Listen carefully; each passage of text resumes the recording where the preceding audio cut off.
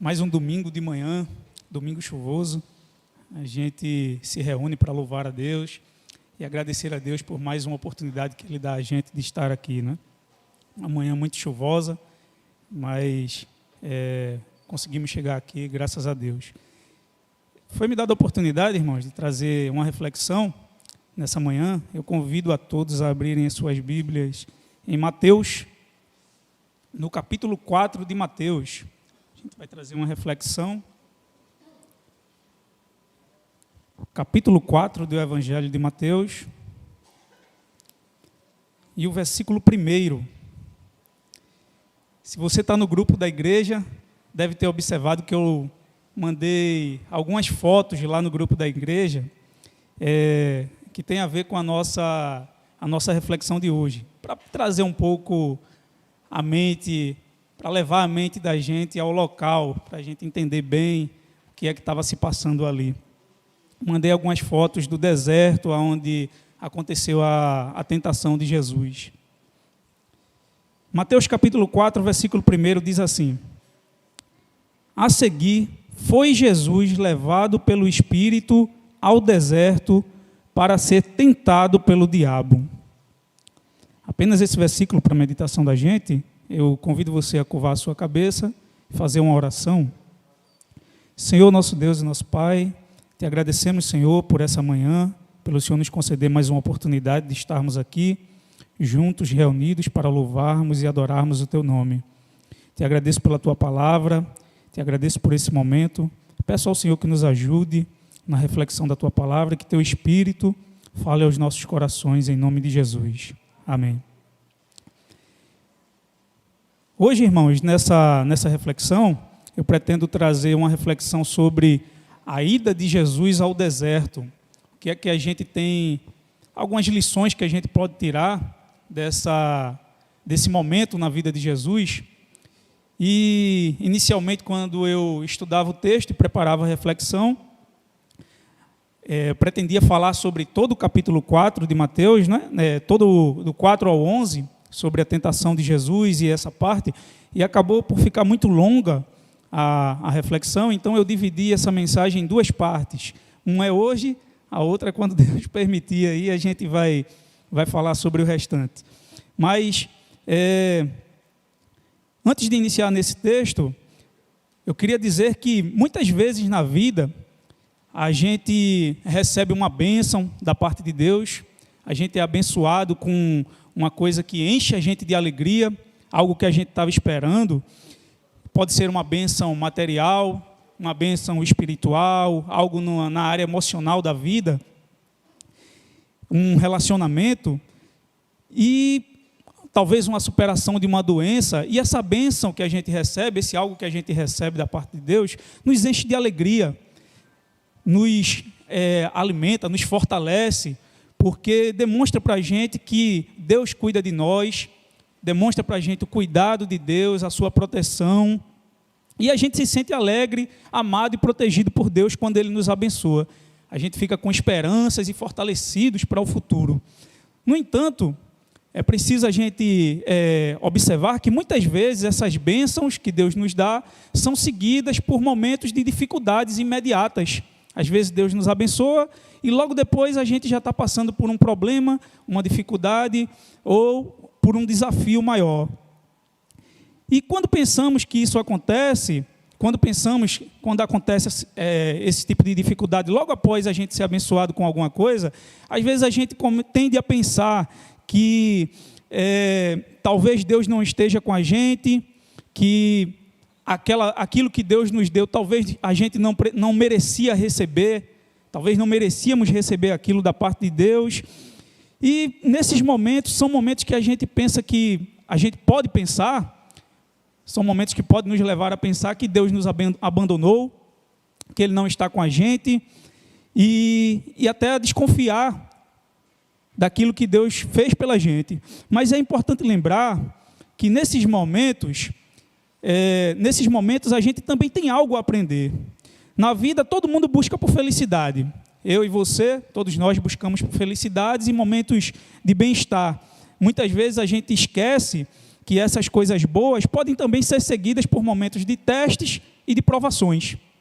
Às vezes, um momento de felicidade, após um momento de felicidade, vem um teste e provações.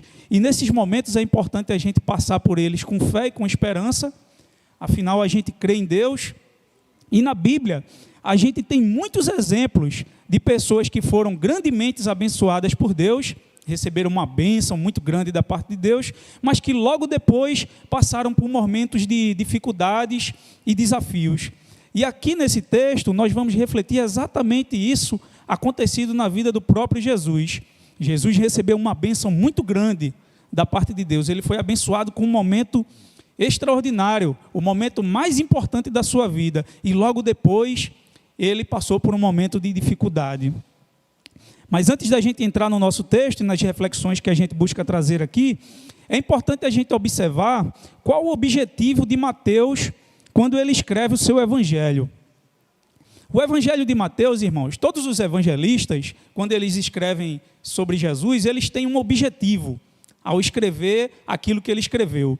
Mateus não é diferente. Mateus ele tem um objetivo, e o objetivo de Mateus, do capítulo 1 até o capítulo 28 de Mateus, o objetivo é provar aos judeus que Jesus era o rei prometido no Antigo Testamento. É por isso que quando você lê o Evangelho de Mateus, você vai ver em muitas passagens Mateus dizendo: para que se cumprisse o que foi dito por intermédio do profeta Isaías, para que se cumprisse o que foi dito por intermédio do profeta Oséias. Ele vai pegar eventos da vida de Jesus e mostrar que esses eventos da vida de Jesus, na verdade, já tinha sido prometido no Antigo Testamento pelos profetas e que estava se cumprindo na vida de Jesus. O objetivo dele era claro, era mostrar aos judeus que Jesus era o rei que os judeus esperavam, mas que tinham rejeitado. Então Mateus está sempre querendo provar que Jesus, ele é o rei prometido, ele é o Messias de Israel. E a partir disso, quando a gente entende que esse é o objetivo de Mateus, a gente agora precisa mergulhar no contexto histórico. O que é que estava acontecendo aqui nesse momento? No capítulo 3, Mateus ele vai começar a narrar a história de João Batista. Ele vai dizer que no deserto da Judéia surgiu um homem ali naquele deserto que começou a pregar naquele deserto, e ele identifica esse homem com uma profecia do Antigo Testamento. No Antigo Testamento havia uma profecia que antes da chegada do grande rei de Israel, iria surgir um homem que iria profetizar nos desertos. É a voz do que clama no deserto. E Mateus identifica esse homem como João Batista, um grande profeta que surgiu ali naquela região de Israel, depois de muito tempo, porque, se os irmãos não conhecem a história, ou talvez conheça, do livro de Malaquias para o livro de Mateus. Malaquias é o último livro do Antigo Testamento. De Malaquias para Mateus existe um intervalo de cerca de 400 anos. Ou seja, passou 400 anos sem surgir um profeta em Israel. Mas nesse momento, Mateus está dizendo que surgiu um novo profeta em Israel, e o nome dele era João Batista. 400 anos depois, Deus estava falando novamente com o seu povo através de um grande profeta. E a missão desse profeta, ele vai narrar. A pregação de João Batista era: arrependei-vos, porque é chegado o reino dos céus. Ele era aquele que preparava o caminho para a chegada desse rei. Ele estava preparando o coração das pessoas para que o rei chegasse. E João Batista pregava ali no deserto da Judéia, e diz o texto, a partir do versículo 13, Mateus 3 e 13, que Jesus também foi até a Judéia. Jesus morava na Galileia, fez uma viagem muito grande para a Judéia, e chegou na Judéia, onde todo Israel se reunia ali. As pessoas estavam vindo de vários lugares de Israel para serem batizados por João Batista, e chegavam ali e eram batizados por ele. E Jesus também foi. Jesus foi lá ser batizado por João.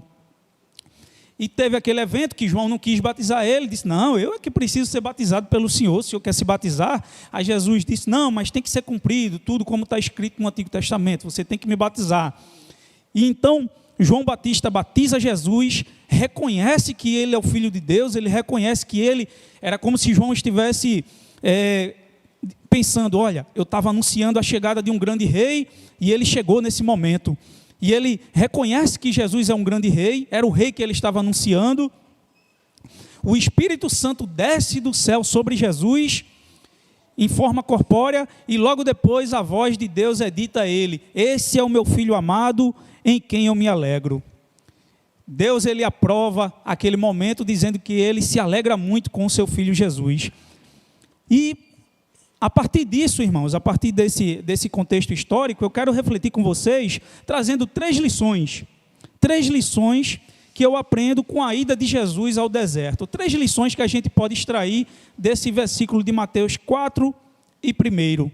Essa ida de Jesus ao deserto. A primeira lição que eu posso tirar aqui, a gente vai encontrar no início do versículo, diz assim: a seguir, Jesus foi levado pelo Espírito. Observe essa palavra, a seguir. A seguir o quê? Imediatamente após Jesus ter sido batizado, João Batista ter reconhecido ele como rei, o Espírito ter descido sobre ele, e o Pai ter falado que ele era o filho em quem o Pai se alegrava, imediatamente após, o texto diz que Jesus foi levado pelo Espírito ao deserto. Isso indica que esses eventos aconteceram de forma imediata. Esse texto a seguir diz que de forma imediata Jesus foi ao deserto. Jesus tinha acabado de ser batizado, acabado de ter sido reconhecido publicamente pelo seu Pai, sendo abençoado ali, um momento de grande bênção, de grande euforia, porque a vida de Jesus, irmãos, 29 anos ele passou no anonimato, vivendo lá numa cidadezinha da Galiléia chamada Nazaré, sem ser conhecido, vivendo a vida comum do dia a dia, cuidando dos seus irmãos, da sua família, trabalhando como carpinteiro. E depois de 29 anos, ele vai iniciar o momento que ele se preparou a vida inteira. Ele se preparou a vida inteira para os 3 anos finais da sua vida, que era o seu ministério. E, apesar disso, dele ter esperado tanto por esse momento, esse ser o momento mais importante da sua vida, o momento mais esperado, é um momento que chegou muito bem na vida de Jesus. Porque, como eu disse, ele foi reconhecido pelo seu Pai, ele foi reconhecido por João Batista, o Espírito desceu sobre ele, e naquele momento ali, foi um momento abençoador para Jesus. Ele se preparou tanto para aquilo, foi reconhecido, o Espírito desceu, o Pai aprovou, era um momento de maior euforia e de felicidade da vida. É como quando a gente espera uma coisa a vida inteira e ela chega. De repente, para a gente exemplificar melhor, o irmão que está pagando ali a promissória da sua casa, para quitar a sua casa, ou para comprar uma casa, ou comprar um carro, ou investindo num consórcio, esperando a contemplação, e aquele momento chegou. É um momento de felicidade imensa. E esse era um momento para Jesus, um momento de felicidade imensa, porque não havia nada mais valioso para ele do que esse momento. Afinal, ele foi reconhecido pelo Pai dele, e ele mesmo disse: a minha vontade é fazer a vontade do meu Pai, a minha comida e a minha bebida é fazer aquilo que meu Pai quer. Então, ter sido reconhecido pelo seu Pai foi o fato mais importante da vida de Jesus. Mas assim que passou esse momento de euforia e alegria, o texto diz que ele foi diretamente para o deserto, foi conduzido pelo Espírito para o deserto. E é aqui que eu tiro a nossa primeira grande lição desse texto, irmãos. A primeira lição que eu tiro desse texto é que após uma grande bênção, sempre vem um grande teste. Quando Deus abençoou você, quando Deus me abençoa com alguma coisa, algo que a gente espera muito, imediatamente após isso nós vamos ser testados por Deus naquilo que Ele nos deu. E foi assim com Jesus. O teste era o que Ele iria fazer com aquilo que Ele recebeu. O que Ele iria fazer com o reconhecimento de ter sido reconhecido por João Batista como o rei que estava previsto? O que Ele ia fazer com o dom do Espírito que desceu sobre Ele? E o que Ele iria fazer com a alegria do Pai sobre Ele? Ele foi ao deserto para ser testado naquilo que Ele iria fazer com o que recebeu. Às vezes a gente espera algo da vida inteira, uma coisa que a gente pediu tanto a Deus, a gente passou a vida pedindo a Deus pelaquilo, demorou tanto para vir, mas enfim veio.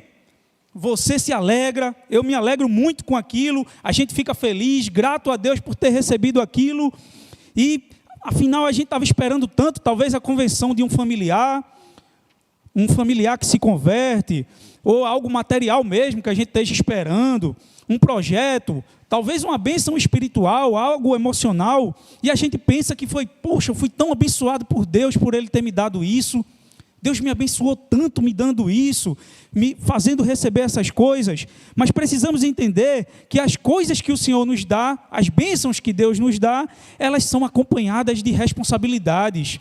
Imediatamente após vem a responsabilidade de como vamos lidar com aquilo que Deus nos deu. E eu aprendo que, a partir disso, vão surgir situações para nos testar, vão surgir coisas que vão testar a gente naquilo que a gente recebeu. E os testes e as provações de Deus não é para saber se Deus não vai me testar, nem vai testar você, para saber como você vai lidar com aquilo, porque Ele já sabe. Ele é Deus, Ele é soberano, Ele sabe como você vai reagir e como você vai lidar com aquilo que Ele te deu. Mas, na verdade, Ele quer que você saiba, Ele quer que você aprenda, Ele quer que eu aprenda através dessas coisas e seja aperfeiçoado.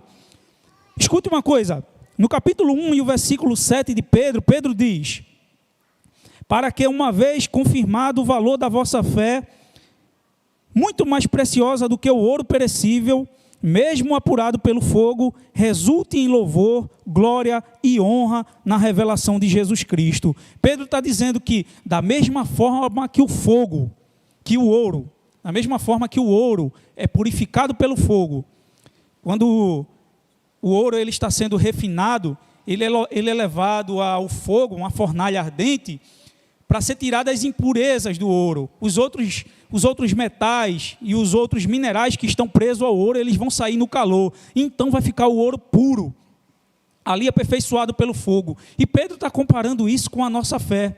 Ele está dizendo que a nossa fé, ela é purificada pelo fogo. E assim a gente pode entender que esses momentos de provações e dificuldades que nós passamos às vezes, imediatamente após ter sido abençoado por Deus, não é porque Deus não saiba como a gente vai lidar, mas porque Ele quer que a gente aprenda através das dificuldades e muitas vezes através do sofrimento, a lidar com as questões da vida, a sermos aperfeiçoados e amadurecidos. Essa é a ideia que Pedro está passando, e essa é a ideia das provações. Jesus foi ao deserto justamente para ser provado, para ser testado mesmo. Ele foi lá ser testado naquela região desértica ali onde ele estava. Essa é a primeira grande lição que eu aprendo nesse texto.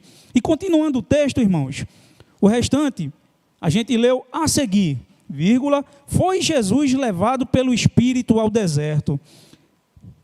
Foi o próprio Espírito quem conduziu Jesus ao deserto. Essa palavra conduziu, no original, ela tem o sentido de ter sido levado, de ter sido conduzido, ter sido direcionado até o deserto. Jesus, após ter sido batizado, ele foi direcionado pelo Espírito de Deus para regiões desérticas.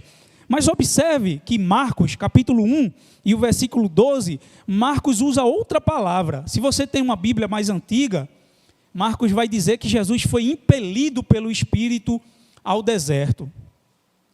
Essa palavra no original, impelido, que Marcos usa em Marcos 1 e 12, é a palavra ekbalo. Essa palavra é a mesma palavra que ela é usada para se referir a um espírito imundo quando deixa um corpo. Quando alguém expulsava um demônio, aquele demônio ele se retirava com muita força de um corpo.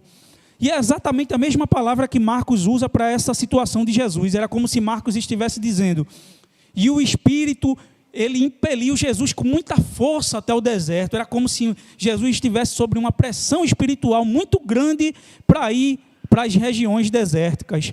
E aqui eu aprendo a nossa segunda grande lição aqui. A segunda lição que eu aprendo é que às vezes Deus, o próprio Deus, quer que você esteja no deserto. Às vezes ir para o deserto é algo que vem de Deus. Não são as lutas da vida, não são as coisas que acontecem na nossa vida. É o próprio Deus que quer que você e quer que eu estejamos naquele lugar, naquela situação de deserto. Ser levado pelo Espírito, Jesus ter sido levado pelo Espírito, indica que era a plena vontade de Deus que ele estivesse naquele lugar naquele momento em regiões desérticas. O autor aos Hebreus, no capítulo 5 e o versículo 8, ele diz que Jesus ele aprendeu a ser obediente através do sofrimento. Ele aprendeu a obediência pelas coisas que ele sofreu. E diz que assim ele foi aperfeiçoado. Capítulo 5, versículo 8 e 9 de Hebreus. Jesus foi aperfeiçoado por Deus através do sofrimento e aprendeu a obediência. No deserto, nesses lugares de deserto, foi um lugar de aprendizado para Jesus. Foi onde ele aprendeu a obediência e saiu mais fortalecido diante de Deus para as situações que iriam ocorrer na sua vida. O deserto foi um lugar de aprendizado para ele. E, às vezes, também é um lugar de aprendizado para a gente.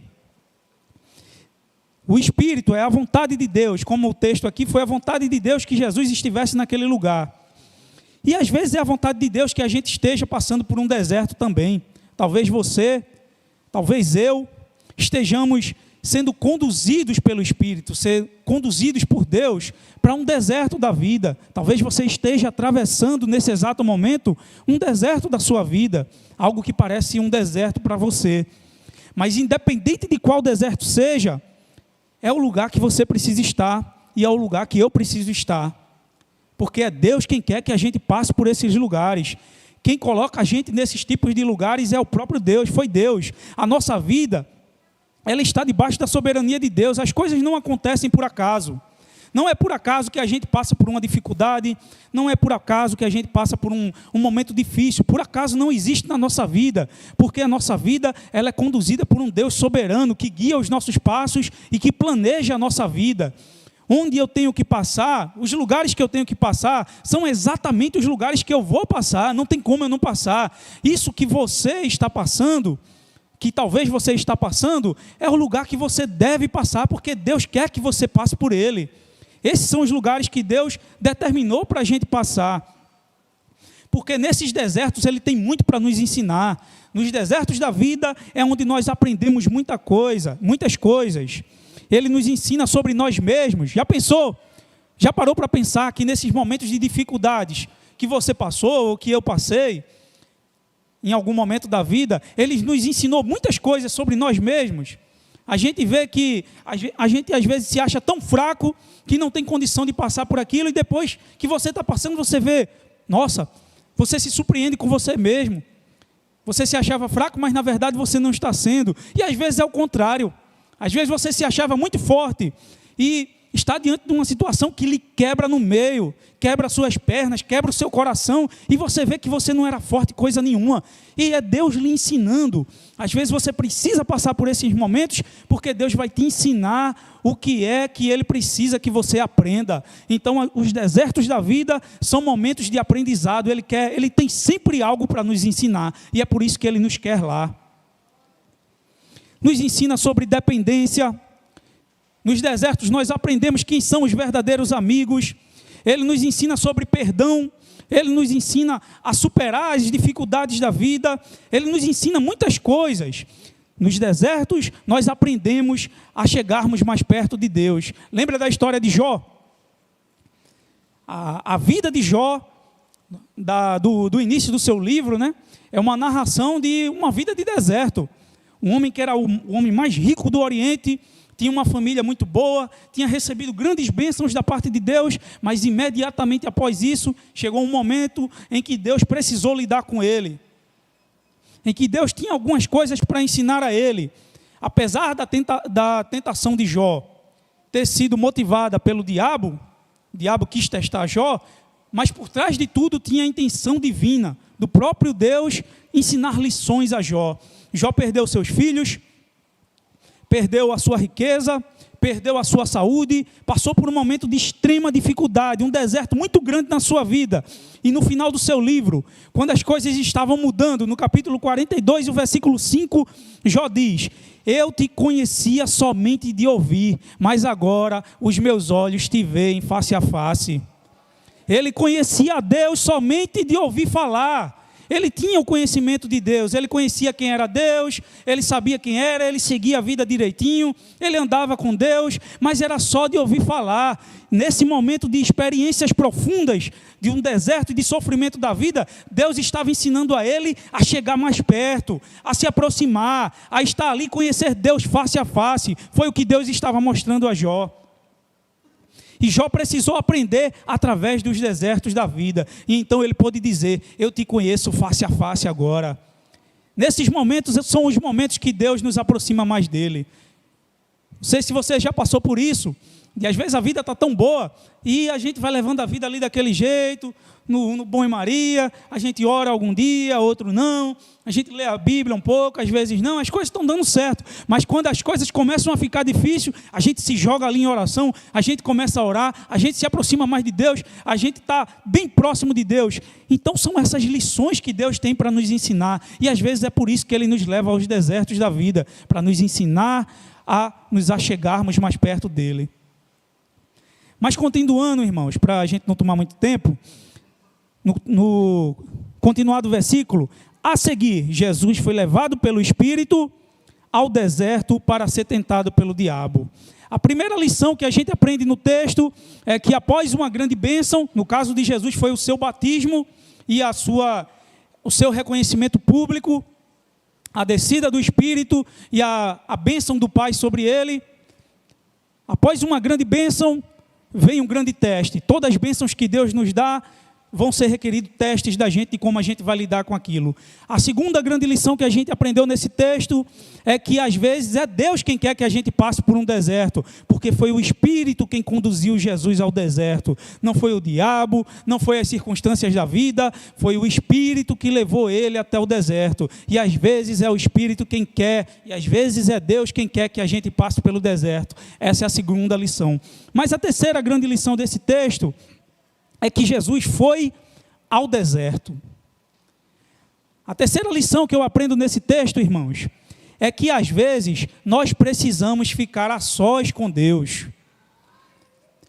Esse deserto que como eu falei no início, eu postei lá no grupo da igreja, para você ver como era, a localização exata mesmo desse deserto é desconhecida, desse local da tentação é desconhecida, mas o texto diz que João Batista ele batizava no deserto da Judéia. Então, é bem provável que Jesus adentrou aquele deserto da Judéia quando ele foi batizado e foi para as regiões mais profundas ali do deserto.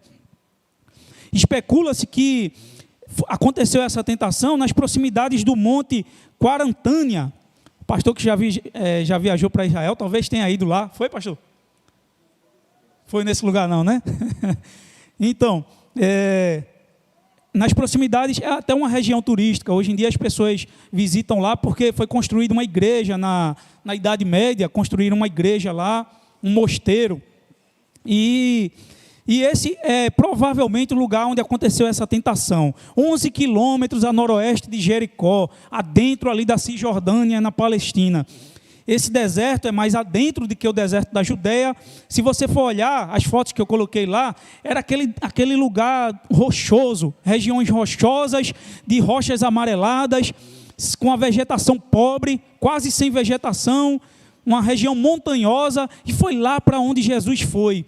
Uma coisa é certa, irmãos, nesse lugar onde Jesus foi, era um lugar que ele não seria interrompido, certamente ele não seria interrompido, porque era um lugar para se estar a só. Apesar do Espírito ter conduzido Jesus ao deserto, mas o Espírito não o forçou a ir ao deserto.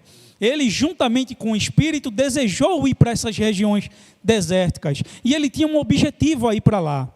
Pense comigo, o momento crucial da vida de Jesus, o que ele mais esperava na sua vida, era iniciar o seu ministério. 29 anos esperando esse momento, se preparando em Nazaré, e chegou o momento, ele foi abençoado, o Espírito desceu sobre ele, o profeta disse: esse aí é o rei que eu estava anunciando. Deus aprovou e disse: agora, meu filho, eu me alegro em você, chegou o momento. E diante disso, daquilo que Jesus mais esperava, em vez dele começar a iniciar o seu ministério, ele decidiu ir para o deserto. Jesus foi ao deserto, irmãos, apesar de tudo isso, porque ele precisava se preparar para o seu ministério. Ele foi para o deserto onde ele não ia ser interrompido, para organizar as ideias, preparar os seus planos. Vou ver quantos apóstolos eu vou querer, eu quero 12. Eu já pensei nos camaradas que eu vou chamar, são esses aqui. Tem um que está debaixo da figueira, eu vou chamar ele. Começou a pensar nas coisas, planejar o seu ministério, e ele precisava de um lugar para estar a sós com Deus. E essa é a nossa terceira grande lição. Jesus precisava estar a sós, e às vezes nós precisamos de um lugar para ficar a sós com Deus. Já percebeu o quanto a nossa vida está corrida?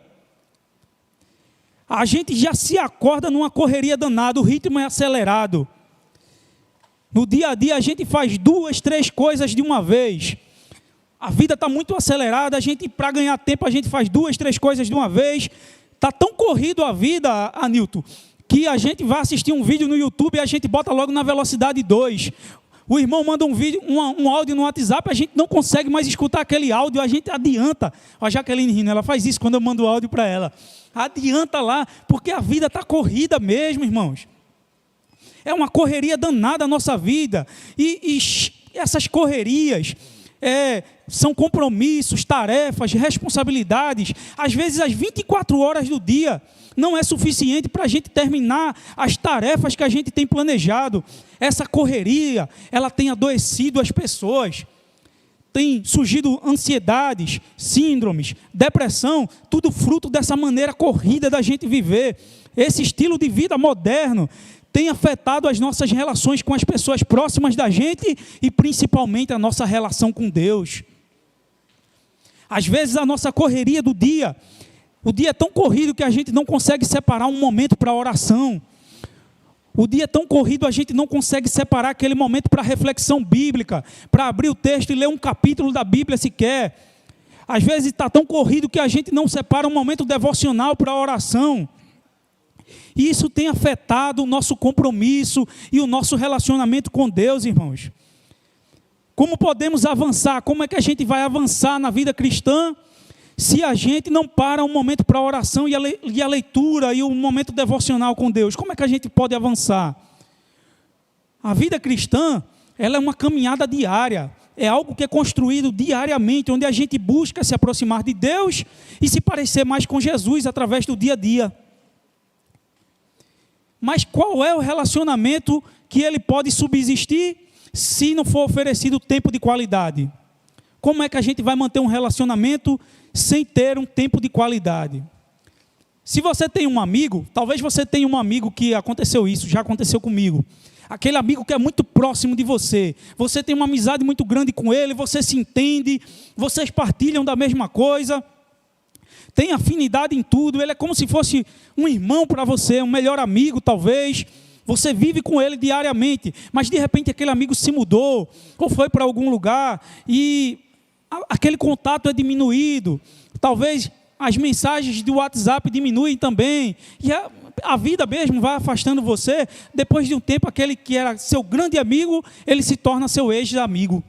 Ele não é mais um grande amigo para você, porque a relação foi rompida. A relação que é construída diariamente, ela acabou sendo rompida.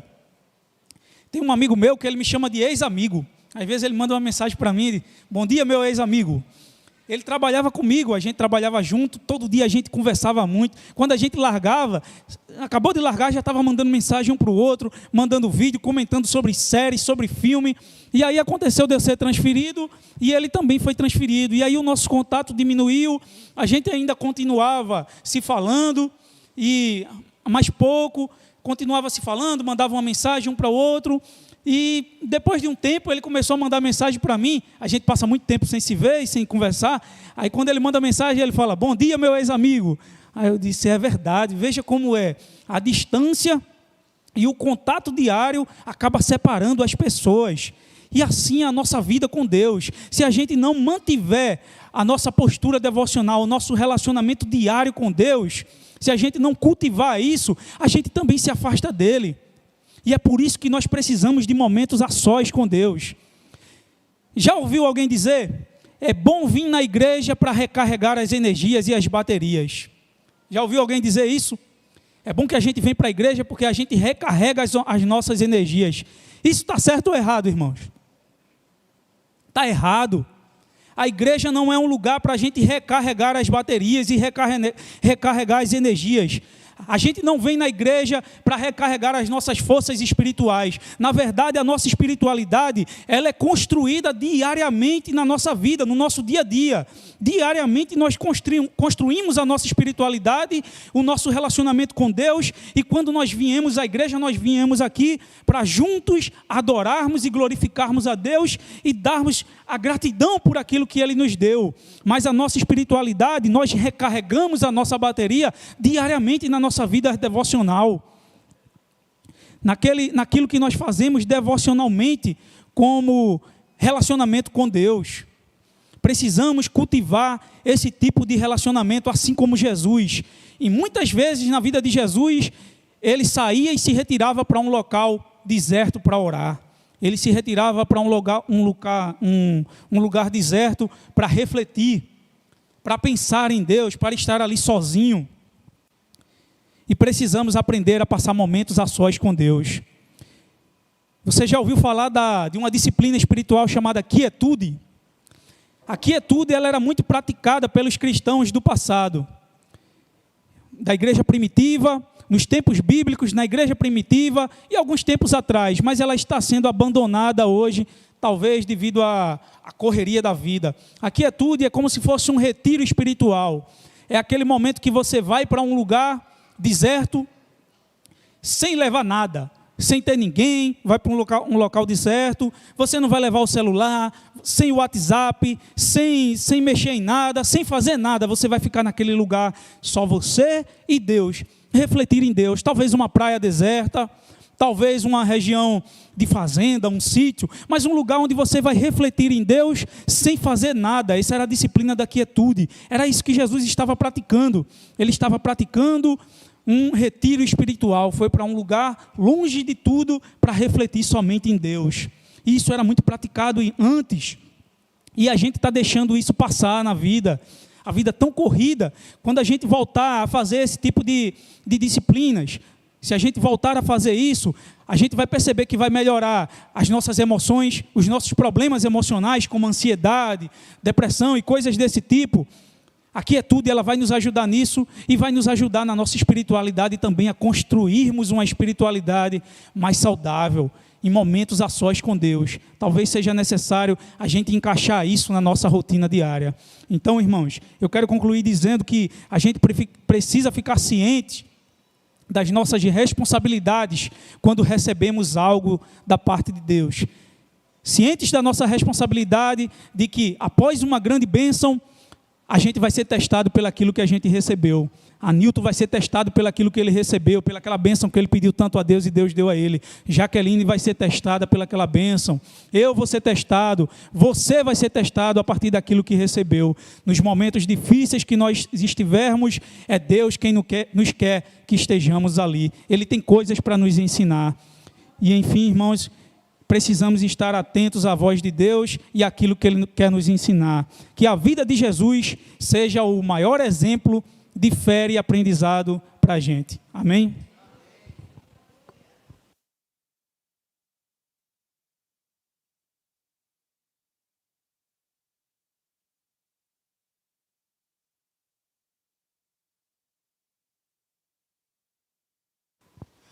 Louvado seja Deus pela vida do seu servo, e trouxe-nos uma excelente reflexão.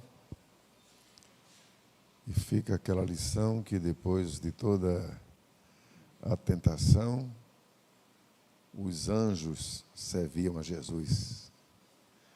Quando Jesus disse: sai-te, Satanás, porque está escrito: ao Senhor teu Deus adorarás e só a Ele servirás.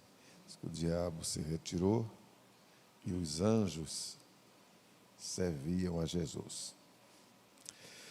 Irmãos, estivemos ausentes um momento aí de quase uma semana inteira. Estávamos emendando uma recuperação da virose, ficando um resíduozinho na voz e ainda algum catarro nos brônquios, e fomos até Petrolina, a Convenção Batista de Pernambuco, mas com direcionamento maior para o Congresso da Ordem dos Pastores Batistas do Brasil, que aconteceu ali na Igreja Batista Memorial, em Petrolina. E a convenção aconteceu nas dependências da primeira Igreja Batista em Petrolina, onde o pastor é o pastor Giliade Florencio Filho,